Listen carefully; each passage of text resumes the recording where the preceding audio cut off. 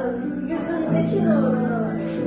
Anne kadının, Meryem annenin şuurunu boyalım akılsız kardeşim. Bilinçli ve bilinçsizce hayatında taşıyan kızlarımızın imtihan sahnesini işleyen tiyatroları canlandırmak üzere gençlerimizi sahneye davet ediyoruz. Mekke'nin saygın kadını. Ama hepsinden önce Muhammed'in yoldaşıydı. Bir gece geldi. İran'ın sessizliğinden dağların arasından. Titreyen bir yürek döndü. Ama Resulullah'ın benden bir parçadır dediği göz bebeği cennet hanımlarının Seyyidesi ve Zehra'sıyım.